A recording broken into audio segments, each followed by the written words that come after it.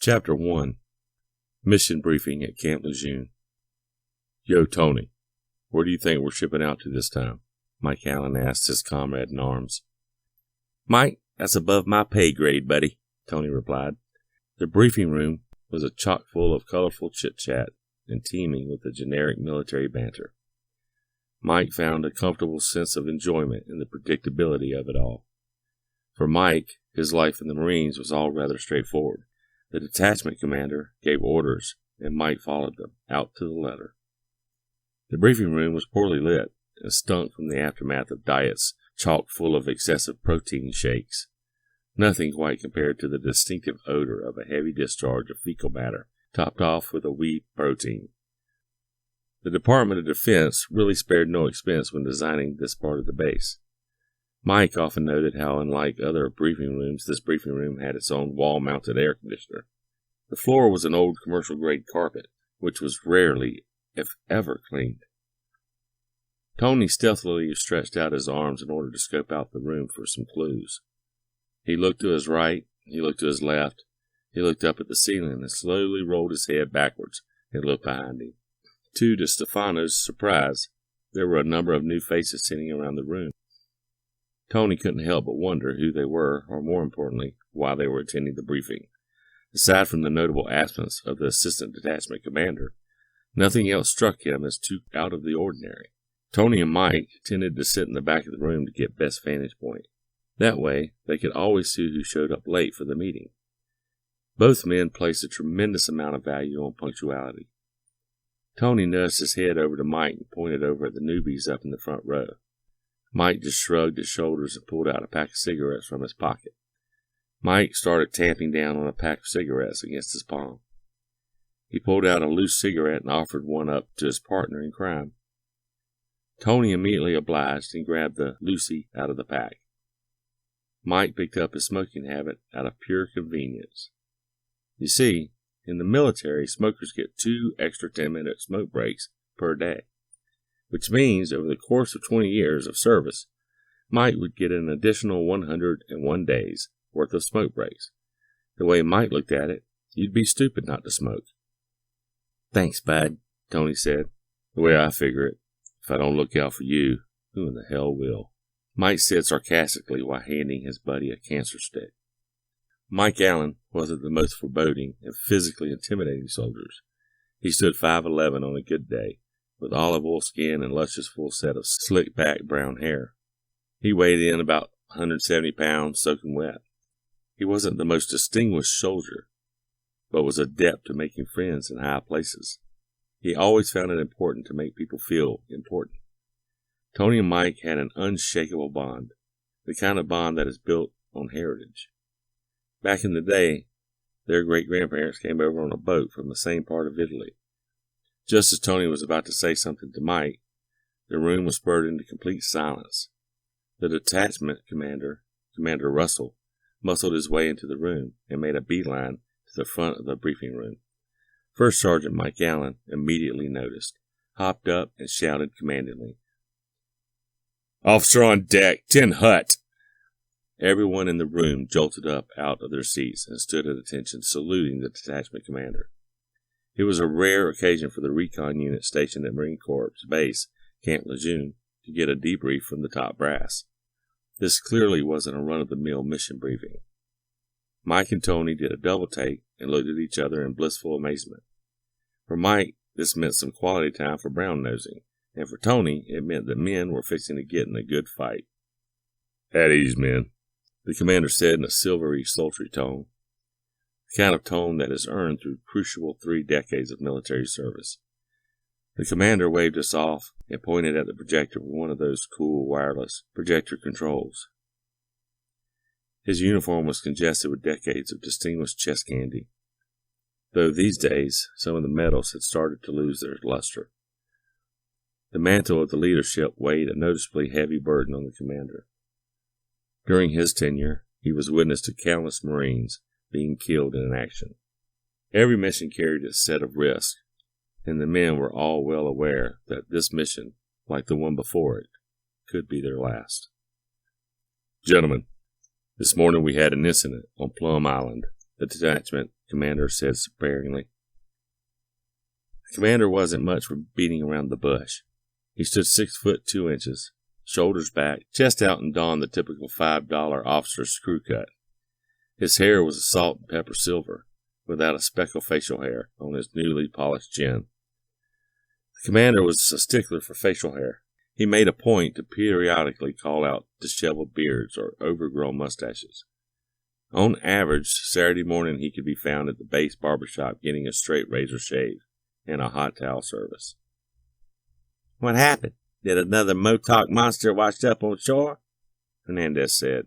Staff Sergeant Miller smacked Sergeant Hernandez on the back of the head. Like a father scolding his son for cursing at the dinner table, the men all respected the hell out of Staff Sergeant Miller. For the Staff Sergeant, soldiering was a rite of passage in his family, handed down from generation to generation. He was young, dumb, and full of, well, you know how it goes. Hernandez was regularly placed at the front of the class, mostly as an example for the other crewmen as to how not to act. Hernandez tended to filter the grim reality of war through the lens of humor. He was a class clown. Every unit has a wise ass. Every unit has a Hernandez.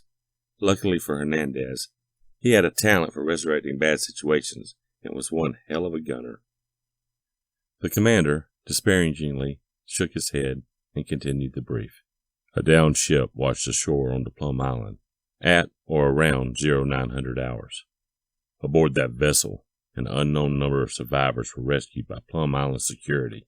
The Coast Guard sent in a rescue chopper that responded to the scene of the crash at approximately 1000 hours.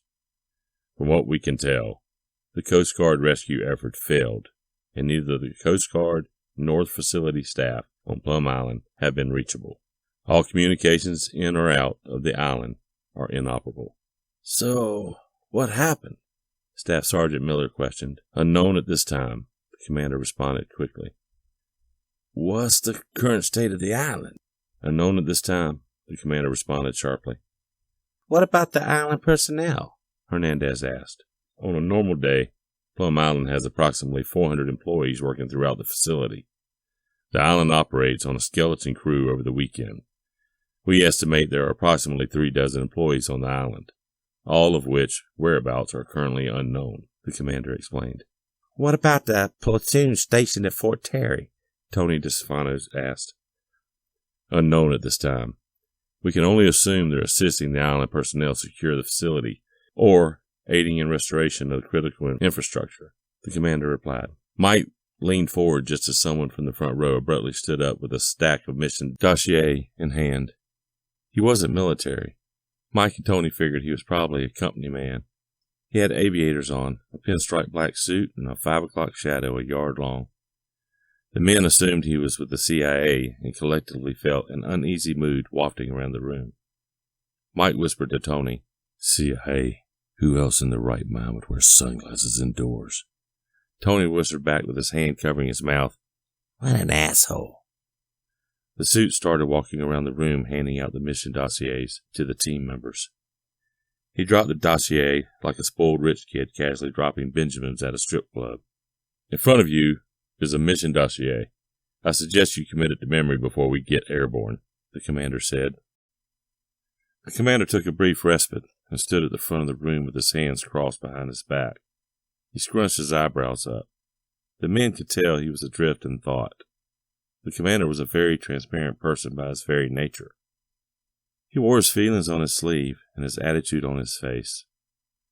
Operation Tag Team. Did the boys over in the CIA run out of names or something? Hernandez asked loud enough for the entire room to hear. Staff Sergeant Miller pulled Hernandez in close and whispered, Hernandez, shut the fuck up. I'll have you cleaning the latrine for the next 6 weeks. The commander took a big sigh and continued the brief. I'm glad you can read, Sergeant Hernandez. That will come in handy where you're going. On its face, Plum Island is a top-of-the-line animal disease center. In reality, this is a United States Biological Warfare Research Laboratory, BSL-4, Bioweapons Lab. This is a joint Marine Recon Coast Guard rescue operation, so try not to make the coasties look bad in the process. For all intents and purposes, this mission is going to be coached as a special reconnaissance exercise. The commander slowly pulled a cigar out of his right chest pocket. He took a second to light up the cigar and slowly began to puff on it. He took the cigar out of his mouth and blew a smoke ring, or at least attempted to blow a smoke ring. In reality, it was more like a dilapidated oval. Mike and Tony both lit up their respective cigarettes. Your mission is to reestablish communication with the island personnel and figure out what in God's green earth is happening on Plum Island.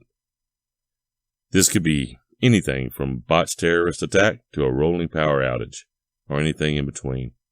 Hell, this could be as simple as a blown fuse box for all we know. In all reality, the coaches probably just couldn't figure out how to flip a circuit breaker back on. The room laughed out loud, all except one man leaning up against the back wall.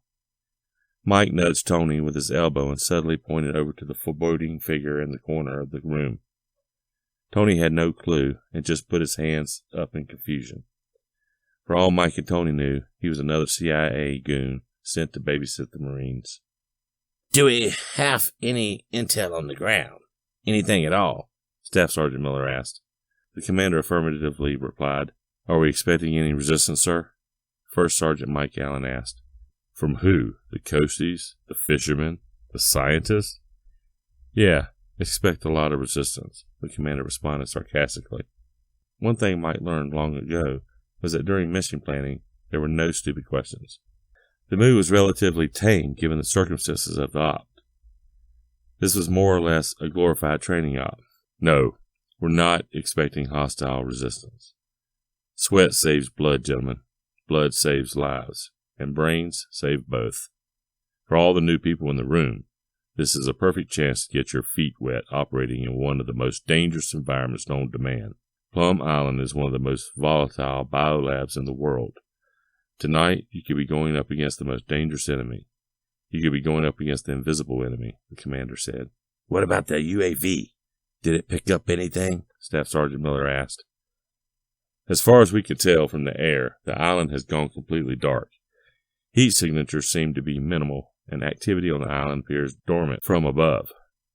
That's not too unusual considering the local weather patterns in the majority. If not, all the staff would be indoors in a storm like this. Here's the bad news. The bad news is there's a possibility of chemical outbreak on the island.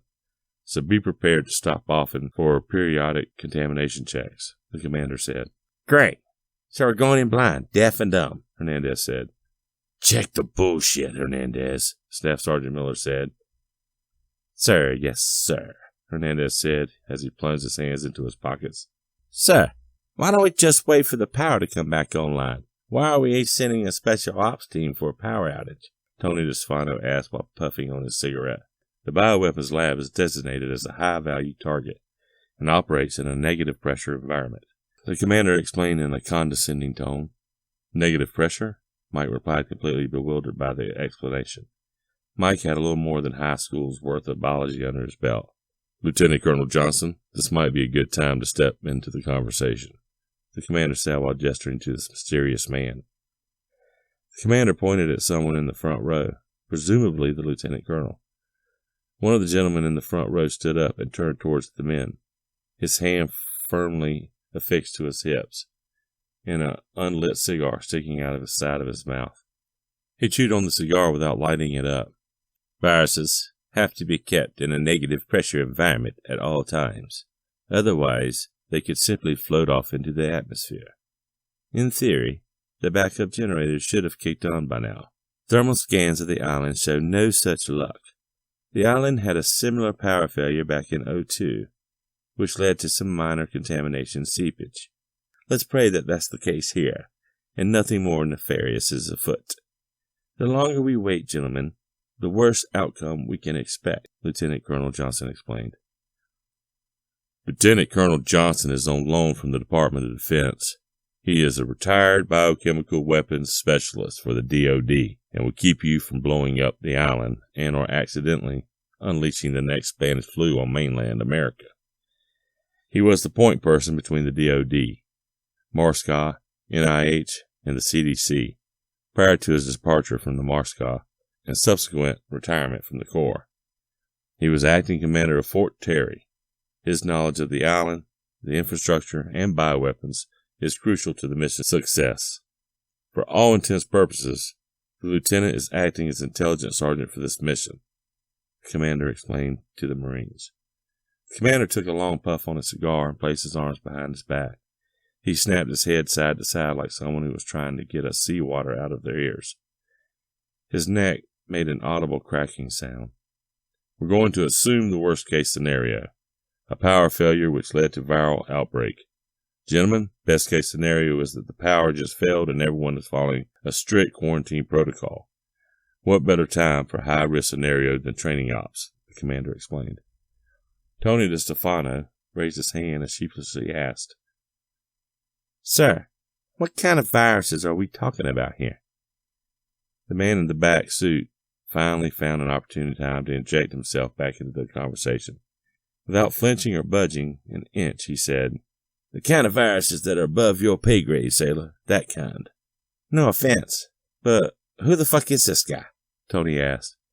"Sergeant DeStefano, isn't it? I'm not familiar where you earned your PhD or microbiology in chemistry.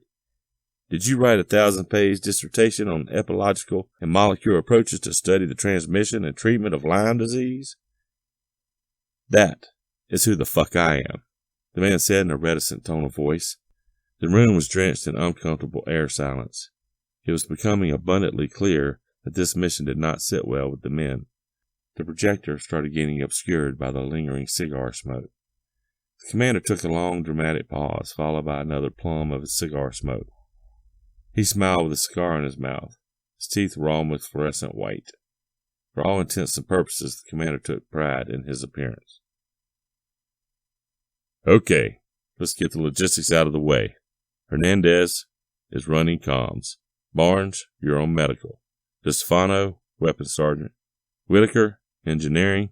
Let's put this package together and wrap a bow around it," the commander said. The commander put up a map of the island and said, "Whitaker, you're up.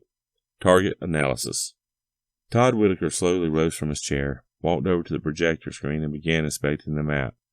Whitaker slowly pulled out his reading glasses and snugly pressed them up against his face. His reading glasses had cartoonishly large opal-shaped lenses and a thick black plastic frame. The light of the projector was dampened by amalgamation of cigar plums and humidity. "The island is only 2 miles to the mainland, but the weather and surrounding rocks would make a beach incursion untenable. So CRRC boats are completely out of the question," he explained while pointing to the map with a half-cocked index finger. He started looking over the mission dossier and said, "Since we have zero intel on the approximate size of the resistance, or if any resistance exists, I'd say the island would be most vulnerable to an aerial incursion. 1 click west of Fort Terry. It would be reasonable to assume that the target of invasion would be the biolab and not the fort." Whitaker started chewing on the end of his cheap plastic pen. He took it out of his mouth and started scratching his head with it. After about a minute or so of fidgeting with the pen, he stuck it back in his pocket. The pen started bleeding into the BDU and made a large swell of blue ink on his chest. Whitaker was unfazed and unaware of the ink blot forming on his chest. For someone so smart, the men thought he sure acted pretty stupid from time to time. "A possible secondary landing zone could be the rooftop on the main facility, Building 257.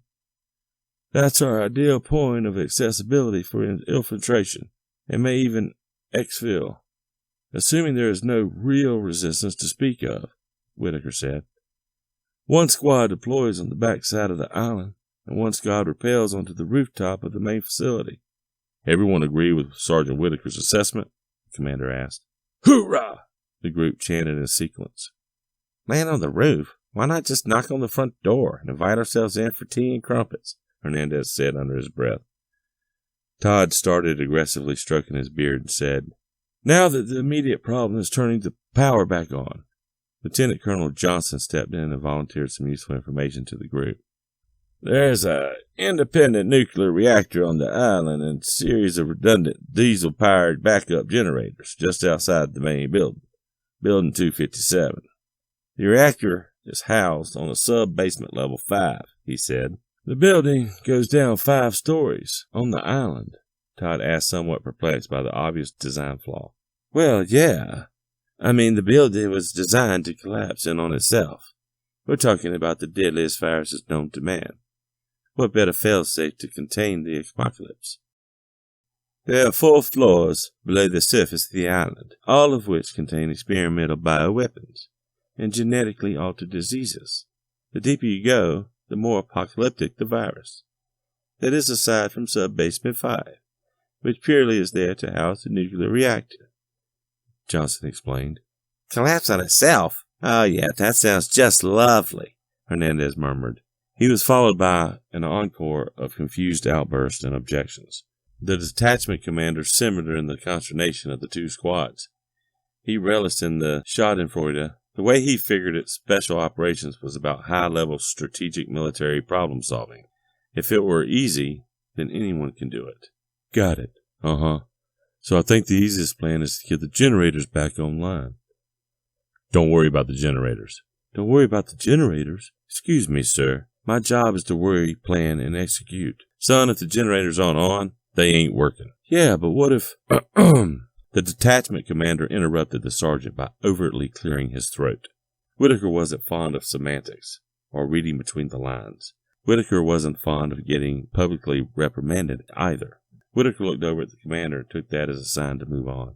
Okay, I guess the real question is, how do we get access to the reactor? Todd asked. Sub-Basement 5 has 2 possible access points. There's a private elevator exclusively designed to access Sub-Basement 5. Sub-Basement 5 can also be accessed through the main stairwell, Lieutenant Colonel Johnson said. Talk to me about the main stairwell, Whitaker inquired.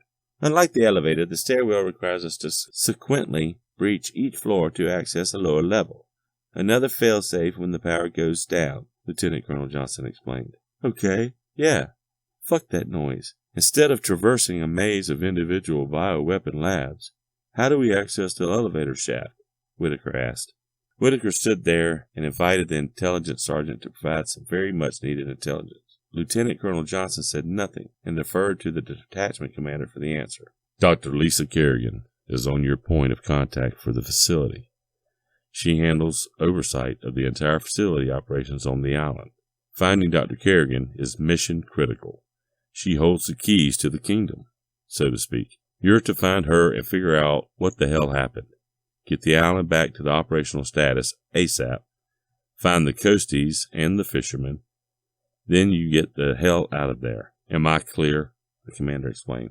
Sir, yes, sir, the team said in unison. Weapon sergeants, front and center, you're up, the commander said while scanning the room. Tony DeStefano sprang up out of his chair and stood at attention at the front of the room. He started looking over the mission dossier and rubbing his right arm. He took a deep sigh of relief and explained, We need to play this one by the numbers. We need a fuck-up-proof loadout. A minimum, we need 1 high-volume, aerodynamic particular sizer per squadron. Level A hazmat suits. Fortunately for us, shotguns and any explosive ordnances completely out the window, Tony explained. What about breaching charges? Staff Sergeant Miller asked. What about them? Tony questioned the staff sergeant. How do you plan on breaching the facility?